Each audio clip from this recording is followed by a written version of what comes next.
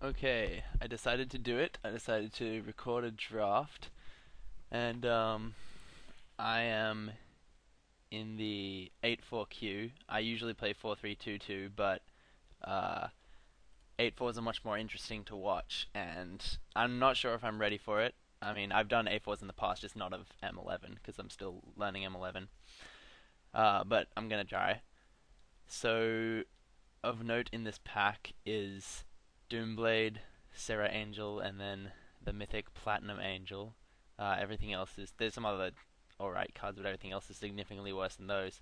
I like black and white, um, so I could play with either of these colors. I'm leaning towards Serra Angel. I don't think Platinum Angel is. I've never played with Platinum Angel, but I'm assuming a 7 costing 4/4 flyer isn't really worth it when I can have a 5 costing 4/4 flyer Vigilance, and that thing can just get killed and then it's worthless. I think I'm gonna pick Serra Angel over Doomblade just because I think it's enough of a bomb that it's okay to take it over the removal. Okay, so I could be looking at white blue is obviously good. Uh, White black isn't so good, I don't think. Usually it's because they both have high color dependencies. But white blue works well together, so I'm thinking this doesn't up my playable count, but it does help when white and blue have some trouble with early drops. Like if you have Aether Adepts and White Knights, then those are both very hard to play together. You can't drop a turn 2 White Knight and a turn 3 Aether Adept unless you have a Glacial Fortress. Um, the other thing that I might pick up would be the Augury Owl or the Safe Passage. You can get a lot of those later. If there was anything that was that was um, that I didn't think I could pick up later, a playable that I didn't think I could get more of, I would pick that over Glacial Fortress. But I think I'm going to take the Fortress uh, because I'm sure I can get some more of these. And that does put me into white blue, but it's good because that's a good color combination. So here it's looking like it's between Cloud Elemental and Mana Leak. Uh, Warlord's Axe, while it seems like the kind of thing that would be good in a Flyer's deck, it takes a lot of mana. So I've never found it to be good in the blue-white deck. The other cards that are good here, there's two good black cards, Liliana Spectre and Gravedigger. And then there's another safe passage. But again, I think I can pick up more safe passages, and you never need more than one in a deck. I think I'm going to take Cloud Elemental here, just because getting the creatures is a bit harder than getting the backup spells for the deck. And Cloud Elemental is one of the really great creatures in the Blue White Flyers deck. So I'm going to take that. Plus it's shiny, so that's got to count for something. Alright. So we've got Azure Drake, Assault Griffin, and Blinding Mage are the good cards in our colors. There's some alright cards in Diabolic Tutor. I would be happy taking that if I was black, or Llanowar Elves if I was green. Rock Egg is pretty bad. Like, even in the black-white deck, where you have the sacrifice outlets and you play it and you sack it, even then it's not that good because all you're getting out of it is a 3/3 flyer, and if you're playing black-white, then that's not really, you're not trying to beat in the air and kill them, so even that's not that great. Um, Out of these guys, Azure Drake I think is better than the Assault Griffin. Having a 2/4 is a lot, like having a 3/2 that trades on the defense with a bear doesn't actually turn out to be that great. Whereas a 2/4 is pretty good, but I think Blinding Mage is better than the both of them, just being the constant source of changeable removal that it is. And we get another Cloud Elemental. These things work great in multiples. The more you can fill up the skies, the quicker you can take them down. So I'm going to pick up another one here. If there was nothing else in the pack, I would take Terramorphic Expanse. If there wasn't a Cloud Elemental. I like to have one Harbor Serpent as well, just because it's a great defense guy and it completely rips apart any mage who's playing islands. So I always like to have one of them, but I'm sure I can pick up another one. Those are the things that go around late. I'm going to take the Cloud Elemental.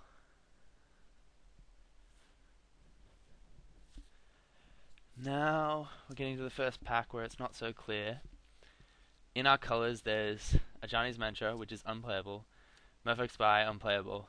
Diminish, I really don't like. It's just it does nothing on its own, and it doesn't take away abilities like Snapeform does. It's so easy to just get 2 for 1, and it's really hard to get card advantage with it. So I never like playing with them. So I don't think I'm going to pick up a card for my deck out of this pack. And in that case, I want to pick up the Best Hate. So it's between these two, which are both pretty good. I think Pyromancer does more on its own. The Tutor is better in a deck where you have a bomb, but I'm going to pick up the Pyromancer. Now we've got Unsummon. I'm okay having an Unsummon in my deck. Even just one in the sideboard is pretty good, especially against Aura's decks and the Phantom Beast deck. And then there's Leyline of Anticipation. It's the best of the Leylines if you can get it in your opening hand, but like all the others, it is a Leyline, and it sucks if you don't get it in your opening hand. You have to draw it and you have to play it. And so I played with it once, and I never had it in my opening hand, and I just it fell out of favor. And now we get the Safe Passage. So I'm happy picking that now, and we're not missing out on anything too good. We're not passing anything too good to other colors.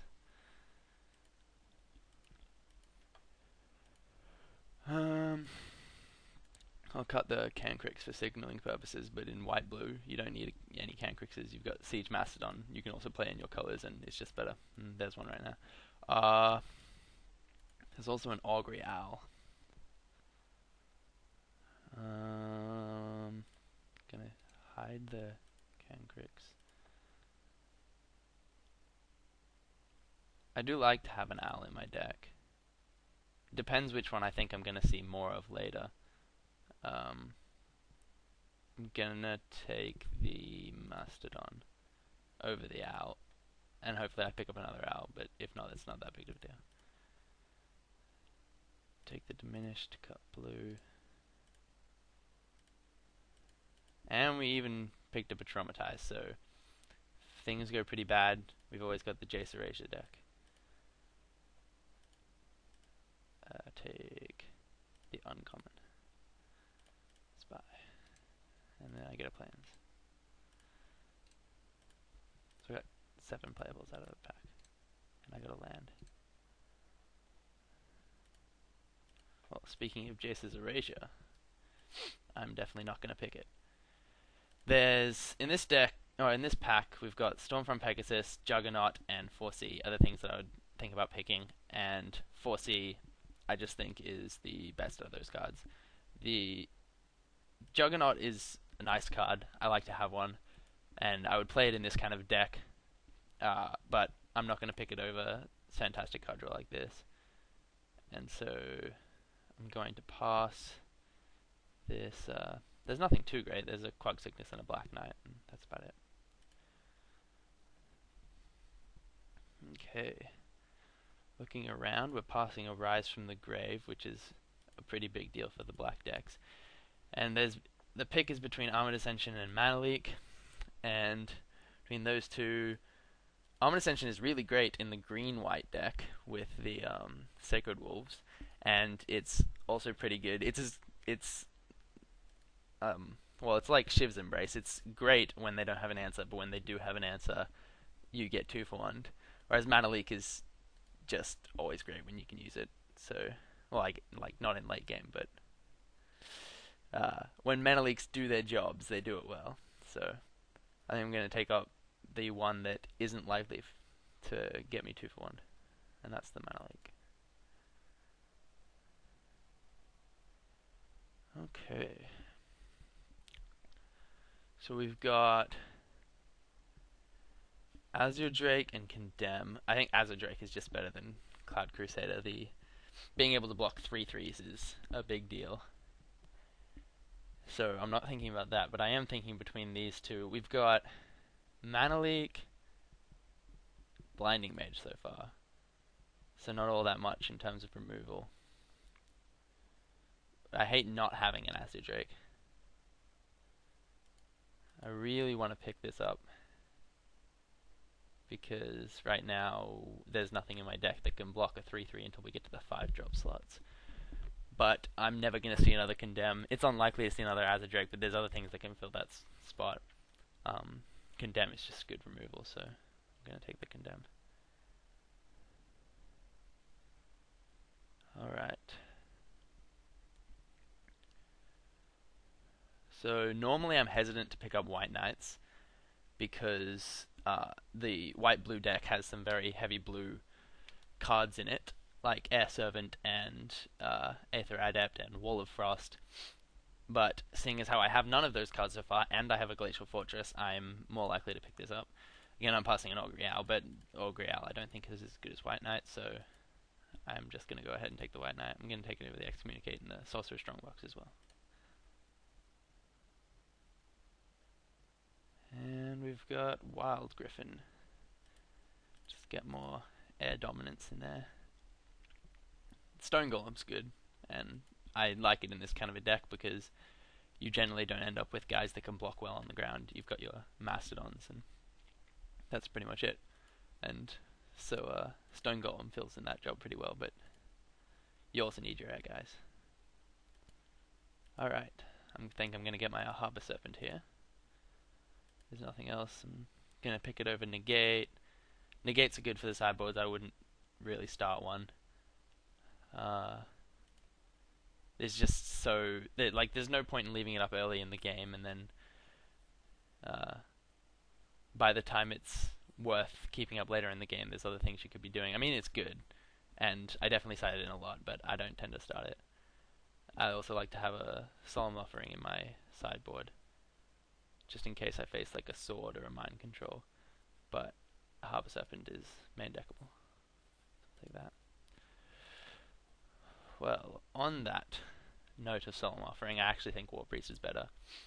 Being cheaper and having a body attached, I think is better than not being able to destroy... is worth not being able to destroy artifacts. So it's no longer an answer to something like Sword, and it can't be used in a situation where they've got a Juggernaut or something, but it still answers Mind Control, Armored Ascension, Shiv's Embrace really well, and it works as a dude as well.